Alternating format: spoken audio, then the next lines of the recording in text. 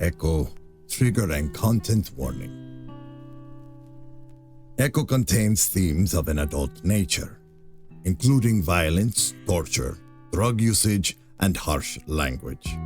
Echo can be an emotionally intense experience and may not be for everyone. Please put your mental well-being first and take this into consideration before watching Chula.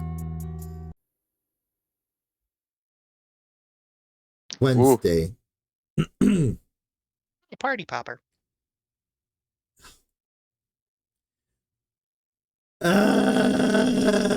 Screaming internally. That's when I do my little cut. Anyways, I'll fix it later. I open my eyes slowly.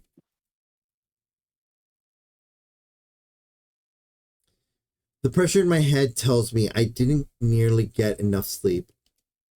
Not really a surprise considering we were both up until 3. And our ghost adventure a few hours later didn't help things. I hear the doorbell and realize that's what had woken me up. Groaning, I reach under my pillow and feel around for a few seconds before I find my phone. The lump that is Carl under the blankets near my feet doesn't even budge. That was the cool thing about having Carl as a roommate. He slept like a fucking rock. I did prefer much anything I wanted to. I did pretty much. No. Where did prefer come from? Where did the word prefer come from? I don't fucking know. Okay, let me start this again. I did pretty much anything I wanted to and didn't have to worry about him reporting me to the RA. Even something like jerking off. That only happened a few times, though. The rabbit I'm roaming with now is a different story. Again, the doorbell. I glance at my phone. 10 a.m. I also noticed that I have 5 texts and 2 calls. Hey. Sorry, hey. On my way to Carl's house for surprise party. Make sure you're ready. Hello? That sounds like the reverse of a surprise party. Look down, then nudge some part of Carl with my foot.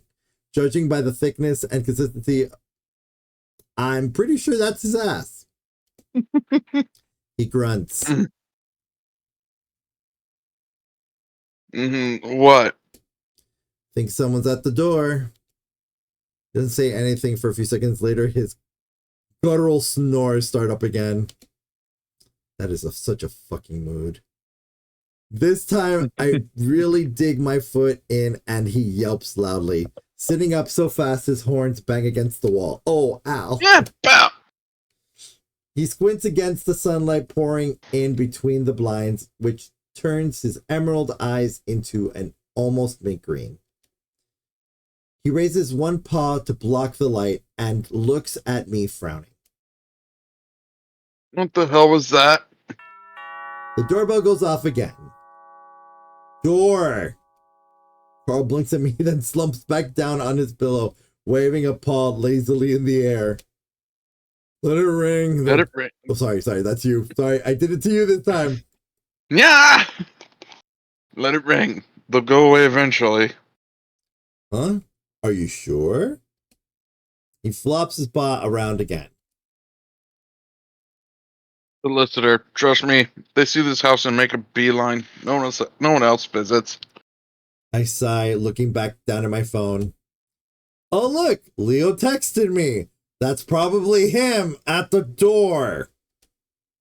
I guess my tone of surprise was a little too fake because Carl sits up and eyes me suspiciously.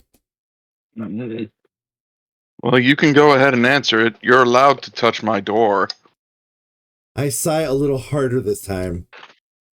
Damn it, Carl. Fine. They're planning a surprise birthday party for you, so go down. So go down there, answer the door, and act surprised. What? But Carl's not just confused. He looks genuinely upset. He leans into the corner and pulls out the blanket like he's preparing to ward off the boogeyman. My birthday isn't until next month.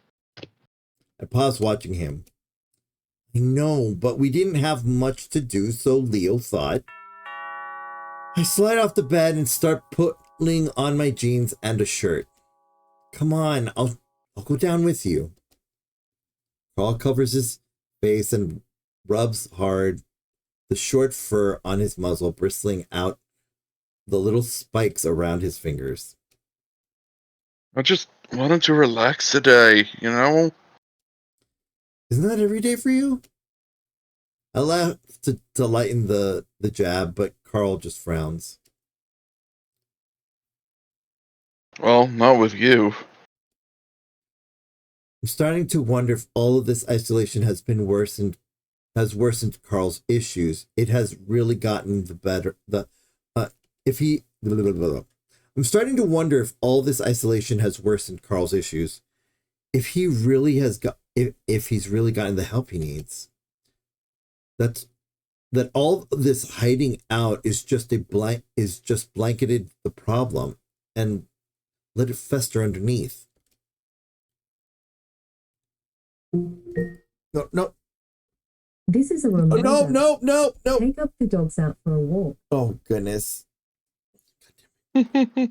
Alexa, all alarms, volume 0.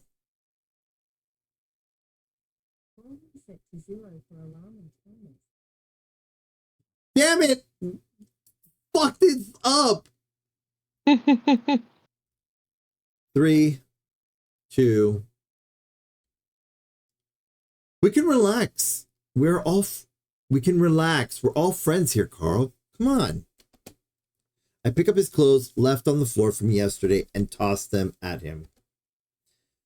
I'm at least relieved to see him putting them on, even if it's reluctant. My phone buzzes a few more times, but I ignore it and patiently wait for Carl to finish getting dressed. I think this will be a lot of fun. He doesn't say anything, and he slowly rolls off the bed and pulls on his shorts. I got a bad feeling. Surprise! Please. Happy not really your birthday, bitch. As I open the door, a blast of confetti hits my face along with a loud pop that leaves my ears ringing. Why you gotta be so mean? Why you gotta be so mean?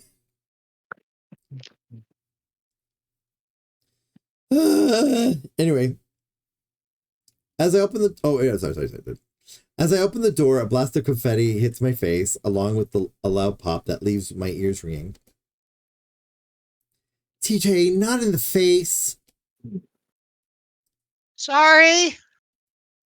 I slowly pull the papery strings of confetti off from around my ears, and the smell of fireworks stings my nose. Where the fuck's Carl? I look behind me and step over to the side a bit, revealing Carl, who's got his arms folded tightly, head dipped. Good thing I didn't answer the door, huh? Happy birthday. Leo busts it. Oh, sorry. Let me redo that one. Happy birthday. Leo bustles in carrying 2 bags. Jenna follows, carrying medium-sized cylindrical cake covered in white frosting. Carl perks a bit when he sees this, his long ears bouncing. Hey, is that red velvet? Yeah, Flynn says it's your favorite. Store-made, though. I would have made it myself if Leo had warned us in advance. Hey, I just came up with this like 2 days ago. Flynn engages Carl with some fake punches while Leo sets the bags down on the table before turning to me with his voice low. Just so you know, your gift is a horn band. Okay, so is everything all right? With Flynn, I mean? Leo glances over at the lizard, quirking the corner of his mouth and towards his ear. Yeah, I think so. It will take a bit of time for him to settle down, but he already sort of apologized while you were gone. So that's a start at least, yeah? I exhale. Okay. Carl, where are your plates? The cupboard, second door over. Now that Flynn's not shoving him around, Carl's standing awkwardly next to the table, paws fidgeting. So, why are we doing this? It's not till next month. Leo shrugs, frowning. We just wanted to do something really... I mean, there's not much to do, you know. You have candles anywhere, Carl? No. No, I don't think so. What's up, man? Haven't had your morning joint yet? Lighten up. Flynn snatches up one of Carl's horns and wobbles his head around. While it's something Flynn did to Carl a lot, the tobacco... Oh, the tobacco. Here, let me try that again. I know. While it's something Flynn did to Carl a lot, the taboo act of grabbing someone's horn almost makes me gasp out loud. Le gasp. Stop. Carl shoving Flynn off and smooths his beanie down. Well, I guess we'll have to skip the candles. I told you we should have bought some, Leo. Leo throws his arms out in a shrug. What? What? Sue me if I thought that... No. What? Sue me if I thought they'd had everything we'd need in this mansion. No kidding. You know how places you haven't been to since you were little look smaller when you visit as an adult? TJ's eyes scan the tall ceiling. This place still looks giant. You're a tease. Carl huffs out of breath. Why don't you guys tell me? I still need to take a shower. Quit being a pussy. You always smell like skunk. Now eat some cake. Flynn grabs up the knife while Jenna sets out the plates. The frosting is so thick it practically absorbs the knife. I haven't had a cake for breakfast since, like, your last birthday party, Carl. Carl doesn't say anything, instead sitting at the end of the table, paws in his pockets. You guys sure slept in. What were you doing all night? I wait to see if Carl is going to say anything. When it's clear he isn't, I chime in. Video games mostly, and a movie. Fun. It's something we could have all done together, though. Maybe for people who don't have a job to go to the next day. I don't think that was a personal dig at Carl, but I don't miss the downward flick of his ears. Flynn plops down a thick slice of cake onto Carl's plate, the inch-deep frosting making a splatting sound. Maybe we should just stick a doobie in there and light it, huh? Carl, who had perked up at the sight of the cake, shrinks back down with a frown. Just a small slice, please. Flynn eyes TJ, who's holding out a plate, and positions the knife. Smaller, please. Oh my god, loosen up. You're on vacation. I mean, I kind of agree. Like, dude, Flynn starts cutting the slice even bigger than Carl's was. Hey! Flynn, she says it quietly, but the chill in her voice is clear. And so is the fact that things aren't completely okay. Flynn grunts, then cuts the cake again, this time with a slice that's just an inch wide. That good? Yeah, that's fine. Thanks. It's like they both got called out by Mom. Everyone has the sad face on. No, it's like look at Flynn though. He's like, yeah, no, I don't want to mess with her.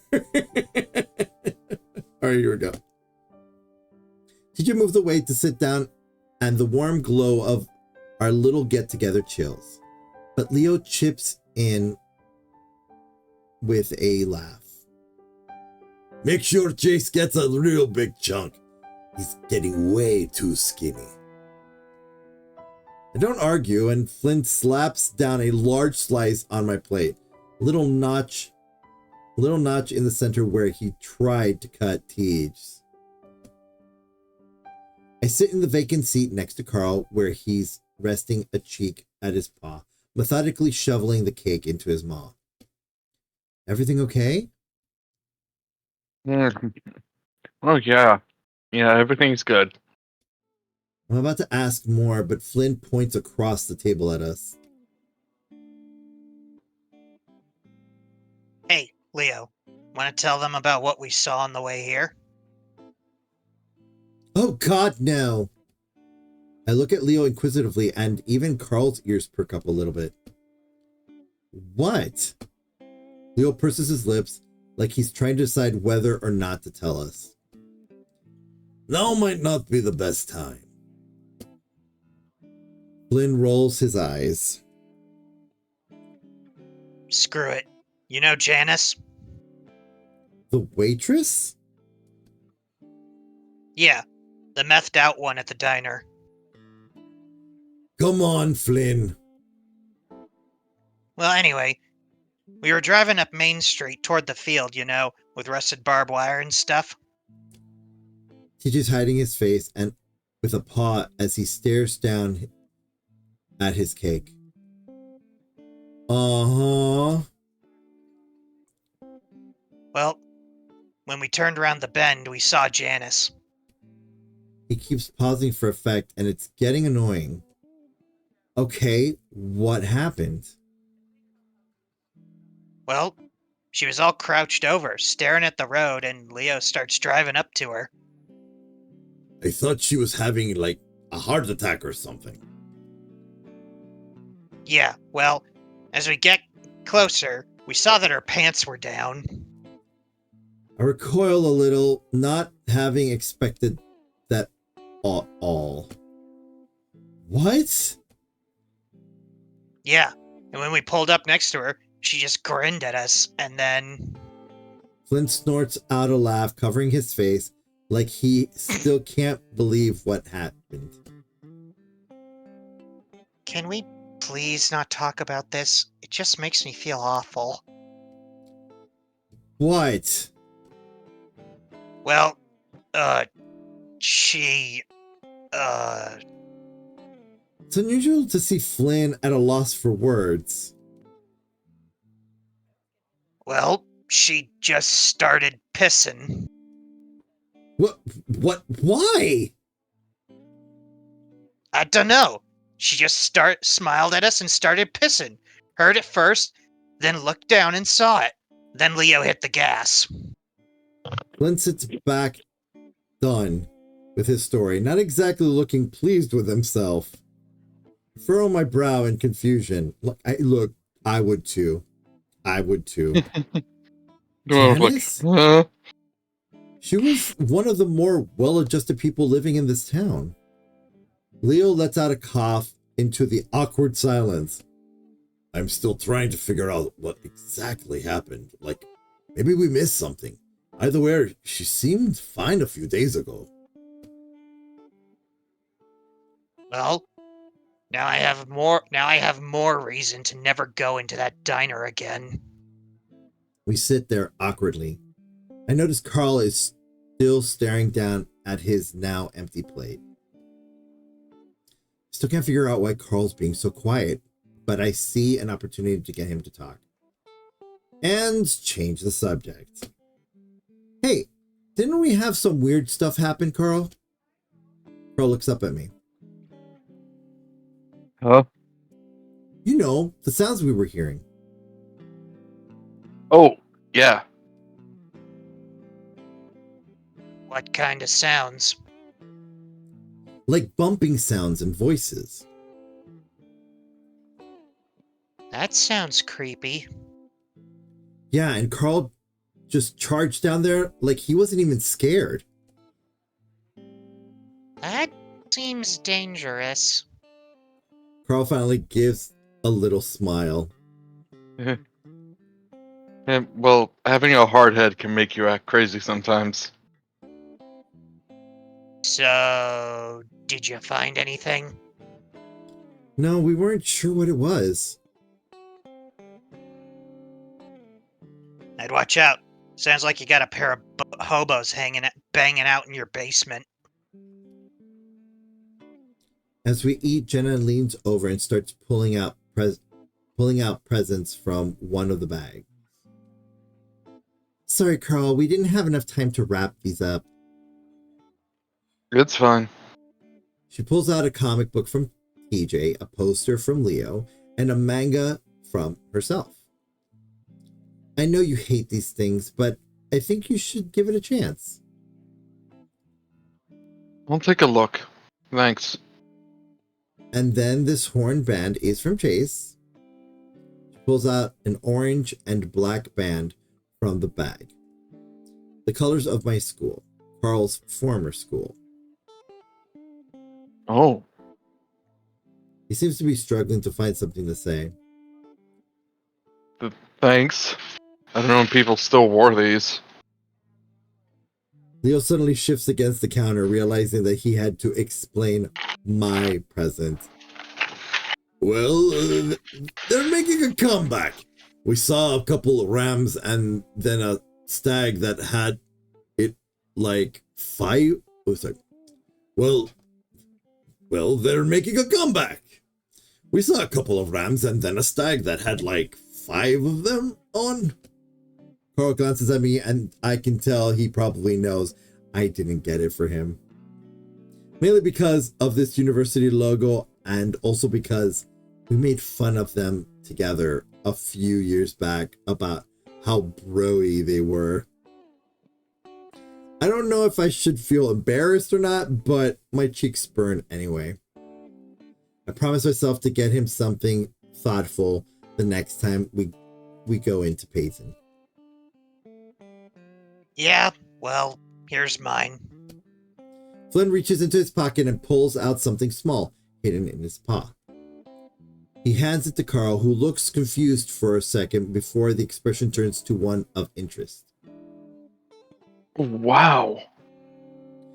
It's a small metal rectangular box with 2 sharp points jutting out the top. I lean in for a close look and realize those parts are horns, and there's a complex, elegant design of a ram's face etched out on the front of the box. Carl presses the thumb against one of the horns and pushes. The top flicks up and over, and that's when I realize it's a lighter. Saw it when I was over on the reservation. Made me think of you.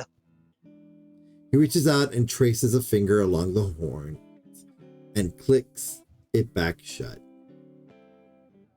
Thanks, Flynn. Yeah, now you look like a badass when you decide to get blazed. Yeah. Oh, sorry! We all jump and look over at TJ, who's looking at the floor, his plate gone from the table. Flynn starts to laugh but catches himself. Don't worry about it. They've probably got 100 of these plates. Carl, where's your broom? Doesn't say anything, and we look at where Carl had been sitting a few seconds before, but he's gone. And so is another portion of the cake. Huh, where'd he go? Hey, check between the wall and the fridge. I think that's where I remember seeing it. TJ gets down on his knees and starts picking up the larger pieces. I look back at Carl's spot, then upstairs. I'll be right back. Oh, I'll be right back. Bathroom. I'm not sure why the deck is the first place I look, but it's where I find him. I watch him through the paneled curtains for a moment.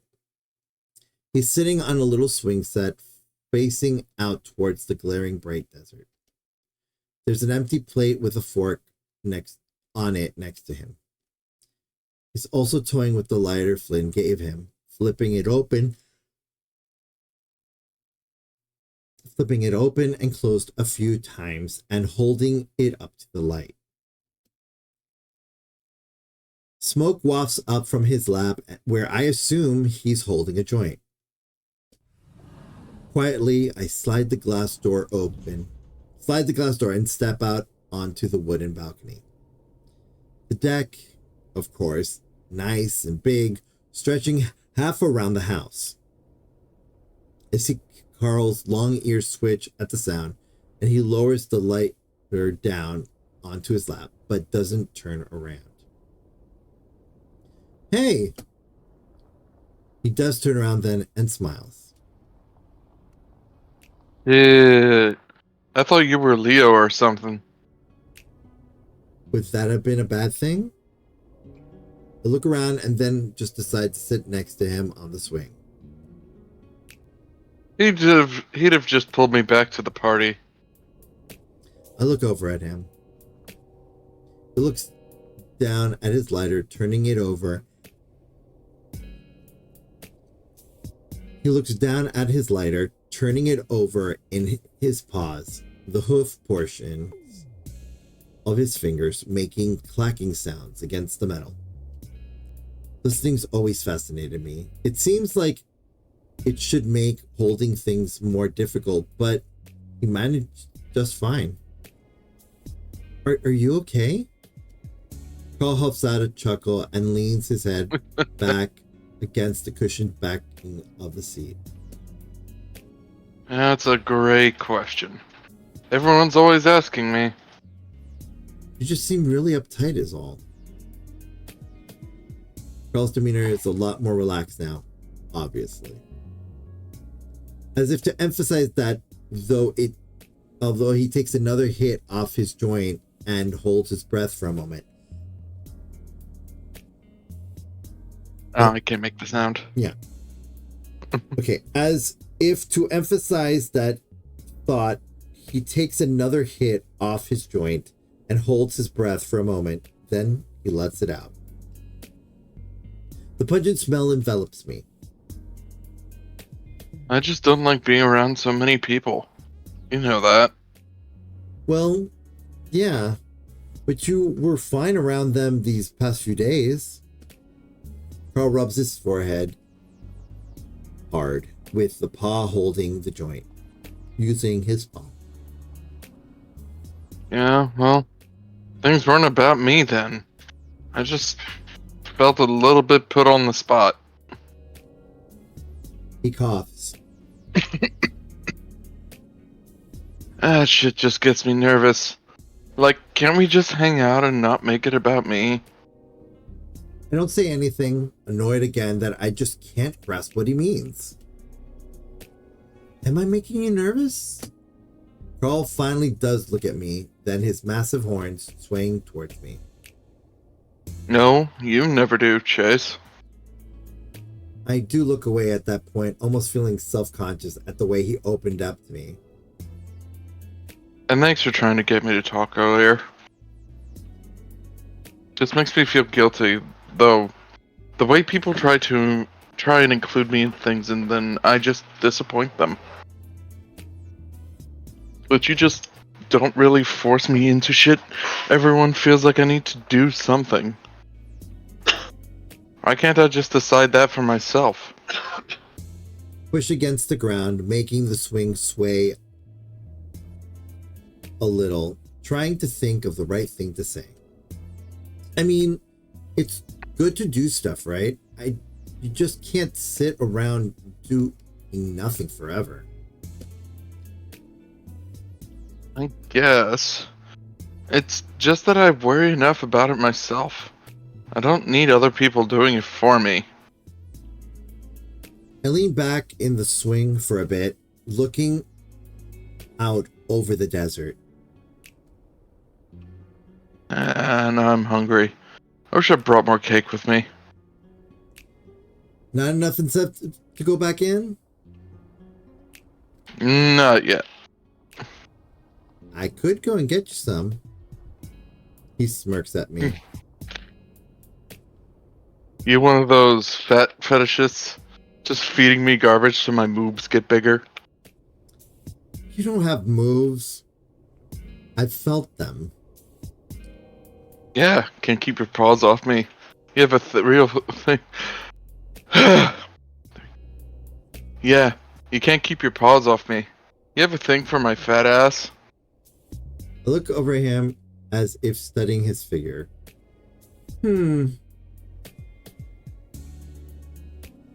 Hey. Covers his chest. Well, I do actually like bigger guys, and there's nothing wrong with extra weight, especially if it's carried well. He looks at me expectantly. Which you do. You know, you seem like you'd be a pretty dope boyfriend. Just feed me cake all day and then get off on the results. I'm about to shoot back with something snarky when a stumbling figure catches my eye. Out on the sun-baked asphalt on the road in front of us of Carl's house, I see a thin figure, a weasel. I think running up the road. He stops, panting, paws on his knees before he looks over his shoulder again. His whole body slumps, then, just like the air's gone out of him, like he's giving up on something. He turns around to look back up the road. He's far away, but even from here, I can tell he's talking.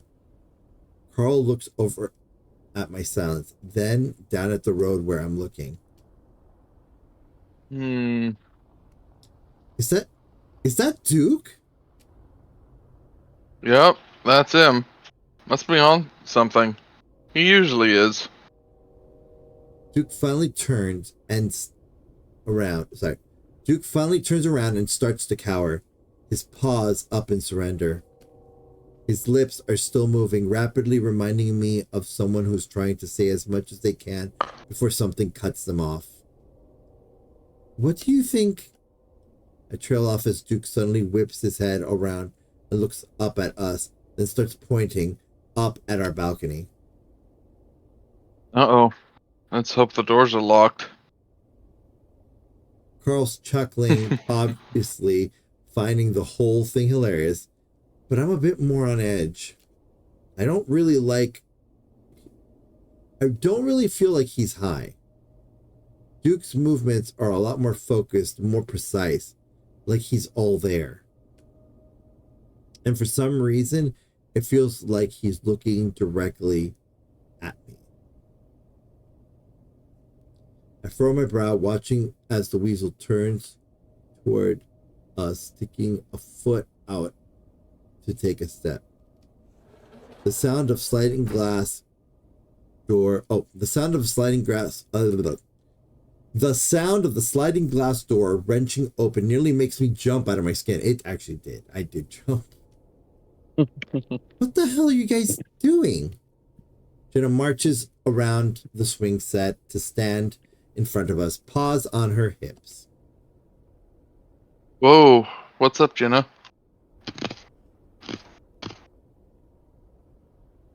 Carl leans back in the swing, elbows over the back, smiling. The fox's eyes narrow as she sees the joint. Did you forget who this party is for? Was for? Carl shrugs and rubs his forehead again. Leo, I'm guessing? No, we spent all day yesterday getting this ready for you, Leo especially. Now get back downstairs and have your party. Carl sits quietly for a moment, then glances at me. No. No, I don't think I will. Oh no, he's Captain Americaing us. He's not smiling anymore, his face expressionless, head turning back towards Jenna, but his eyes are wandering off towards the side, looking at the sky. Why not? Because I didn't fucking ask for it. I pretend to look at my phone. Spicy. What, a party? I'm so sorry, we're trying to be thoughtful, Carl. Maybe we should just forget you next time, huh? Jenna? Jenna, it's okay, we're just hanging out. She ignores me. I see the skin inside Carl's ears and around his nose turning red. Since he was a kid, Carl didn't deal well with conflict, usually running away the first glance he got. No. This was for Leo. I just don't understand why we couldn't do something that didn't involve... Sorry, Carl, but that's life. Sometimes you have to come out of your room. Oof. Sometimes you have to be the center of attention, and sometimes, God forbid, you have to talk to people. Well, what if I just want to stay up here and hide? Who gives a fuck? The look on Jenna's face is approaching contempt. Are you fucking kidding me? This is difficult for you? Jenna. Again, she ignores me. I might as well be talking to a statue, or maybe I'm the statue that she isn't paying attention to. I feel like something must have happened downstairs. This isn't like her. You never realize how good you have it, Carl. If you had a taste of what I went through. I could practically feel the heat radiating off of Carl's body. He looks down at his lap. Are you blaming me for that? His voice breaks. We all have our problems. Some easier than others. Carl glances at her, trying to be angry, but I can tell it's not working. You don't know what kind of shit I have to deal with. Like being rich? No, it's like myself. Oh, how terrible. The one thing you have full control over. No, that's so fucking unfair.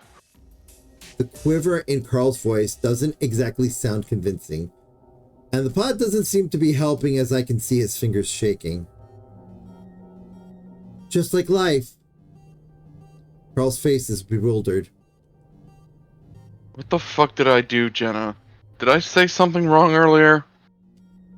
Out of habit, he lifts the joint to his muscle with his shaking fingers, but then flinches as Jenna steps forward. I guess he thought she was gonna slap him or something, but instead she just reaches forward and plucks the joint from out of his grasp, right before flicking it back into his face. It hits his nose and Carl flinches again. Without a word, Jenna spins on her heel and opens the door even harder than she did the first time. I'm stunned. I haven't seen Jenna that angry since she was in middle school, and definitely never at Carl.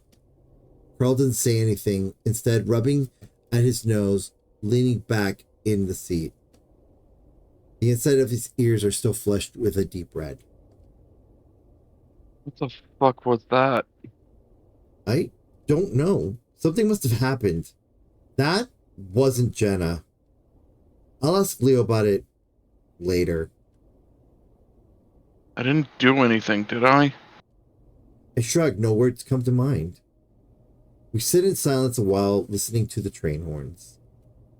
Looking down, I see the joint still smoking up from the planks of the wood.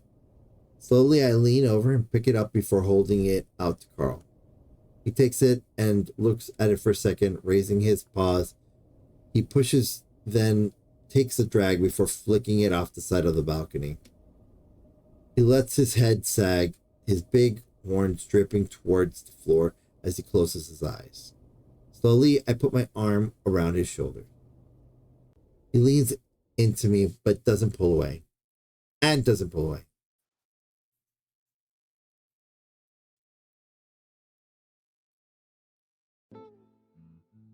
So it's over with Leo, huh? Carl waves his controller around like it's gonna help him avoid my 3-spiked throw, almost knocking it over his beer bottle. It hits him anyway, and he gives a little grunt of annoyance. I grin and consider letting up on him because he's clearly drunk. Seems that way. He hasn't really talked to me much since I got here. I leave out the part that's probably my fault. Carl lets out a weird little sound as I punch his character as if he were the one getting punched instead. Oh, that sucks. Does it suck? He's looking intently at the screen. Still, I get the feeling he's not paying full attention because it's getting easier and easier to nail his character with my combos. I don't really know yet. It's been 3 years. Maybe it just hasn't kicked in yet. Takes that long to kick in for you? Well, Tanya dumped me and I felt like I couldn't get out of bed for a week. Oh, God. I remember that. Back in high school when we were both 16. Didn't she get you into pot? Carl lets out a snort again as I flip kick his demon character in the chin. Yep, and thanks Satan for it. I don't know how else I would have gotten over her. Anyway, not to be a dick, but you're better for it. He surprised me with a spin kick that sends my Angel Wolf character flying across the screen. I focus back on the game and throw a barrage of punches into his demon's character's face, sending blood splashing onto the screen. Oh? Well, you know, it's just hard to talk to you and Leah when you guys are being all lovey and shit. His words are mushy, starting to bleed into one another. His character throws a flame spear at my angel, which I easily deflect with my shimmering shield. I extend my wings and swoop in to throw my lightning bolts. Well, So nerdy. Well, you know, no one really talked to us when we were together. It was like we were making you guys uncomfortable.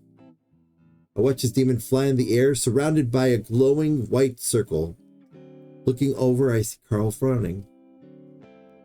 No, I don't think it's so. His demon spreading its own much spikier wings and hovers up from the circle.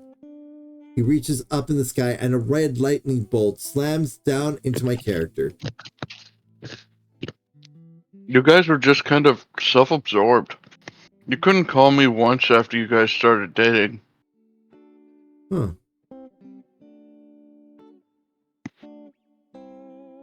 Huh? Oh. And here I was thinking Carl never liked conflict.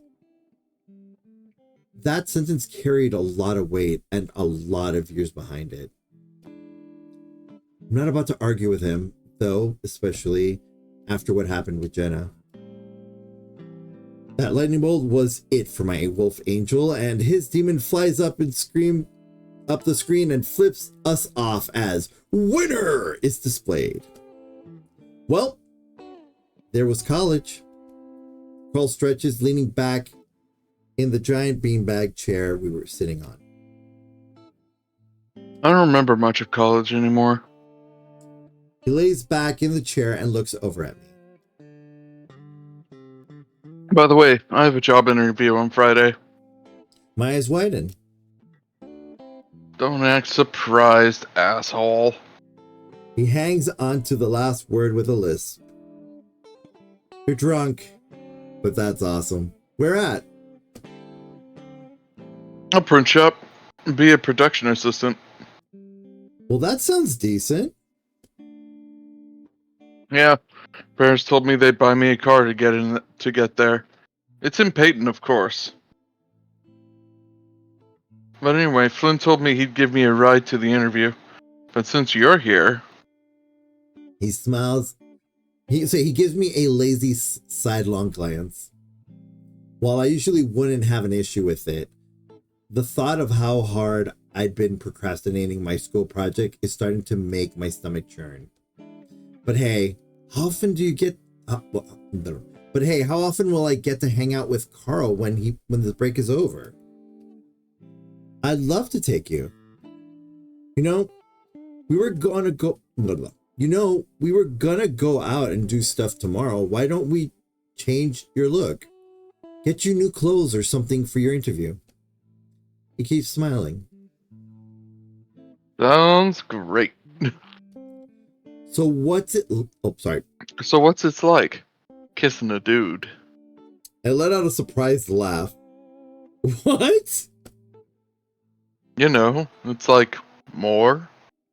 He wiggles his paws uselessly in the air. I don't know. You kissed a girl, right? Samantha, right? I think so, but that was like 7th grade. Oh, was it different? I laugh at him again. Pretty sure it was just like kissing a girl, man. You sure? I feel like kissing different species would be even more different. Maybe. I've always sort of wanted to know what it's like. He says it slowly, deliberately trying not to trip over his words. Yeah? I say it even slower because I think I know what Carl's getting at. I can see how... Oh, sorry. I can see how guys can be sexy. We keep tripping over each other. Mostly you this time. No, I'm it's one. me. I'm 1 for like 6. Yeah. Oh my god. We ping ponged that brain cell back to me. Carl, are you coming out to me? He rolls over onto his stomach, facing me fully. That's a good question. Maybe we can answer it. I'm a little buzzed, but I'm not drunk. Are you asking if you can kiss me? He gazes at me lazily through lidded eyes, looking about ready to fall asleep. Only if you want.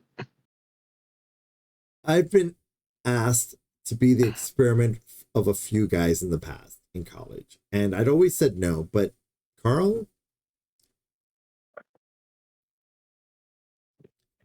But Carl is different. If you want. Carl's eyes widen slightly, then slowly gets to his hands and knees and crawls towards me. Oh, such a bottom. I was gonna stand up, but it looks like he wants to do this on the beanbag. I lean back in the bag, sinking into it a bit more. Carl kneels at my feet, looking unsure. Is this right? Yeah. Do you want me to step? Before I know it, he's crawled up on top of me. His presence is heavy and warm, and I lean back, feeling myself get hard despite the awkwardness of it all. He looks down at me into my eyes, and I feel myself blush. Sorry, is this okay? Yeah, It's fine. Leans down, pauses, then leans in all the way, and I feel his soft, wide muzzle against mine. At the same time, I feel one of his paws slide behind my head. It's different than kissing Leo or Samantha way back in middle school. Car's muzzle is big and more blunt, his lips softer and more malleable. He covers the entire front of my muzzle. His beard tickles my neck and cheeks. I expect him to pull back quickly, but he doesn't, keeping his paw behind my head and pressing deeper into the kiss. His other paw holds onto my upper arm. I open my eyes and see that his are closed. He hunches over closer, and I feel myself start to respond, reaching up to wrap my arms around his broad back. He huffs in response, and then I feel his lips part and his tongue flick against my lips. I start to open them, but that's when I feel the beanbag shift and Carl slides to the side. Somehow he manages to slip and fall on the wobbly beanbag, his mouth sliding sloppily off mine as he slumps down on top of me. Oh, oh, oh, that's so wholesome. Okay, I let out a grunt and his weight I let out a grunt as his weight comes to rest on my chest. He chuckles, and I can feel the spasms all the way. Oh, and I can feel the spasms all the way through my own body. Oops. I laugh too, then wait for a while, but he doesn't move. Carl, you can get off now. He doesn't say anything. I'm about to say something else when I hear a deep snore right next to my ear. Carl? His response is yet another guttural snore. I shift under him for the first time, realizing how actually fucking heavy he is. It's not exactly a bad feeling. His presence is enveloping and warm, and the beanbag under me is offering enough cushion so I'm not getting crushed. Snoring isn't bad either. It's almost comforting as his breath tickles the hairs inside my ear. His big belly squishes up against my torso like a warm sandbag. My eyes are heavy, and slowly I wrap my arms around his back. I haven't had someone to sleep with in years, and now I realize how much I miss the feeling. Slowly, the dim lights in Carl's room fade out as I fall asleep to his comforting rhythmic snores. Honk shoo. Honk shoo. Hey there, rookies! Thanks for watching this week's episode of Terrified Tuesday. If you liked what you saw, please like, comment, and subscribe, as it does help out the channel. To catch up on previous episodes on this series, please check out the playlist over here, or to watch the previous episode by clicking over here. And remember that today's adventure may have ended, but your story continues. Until next time.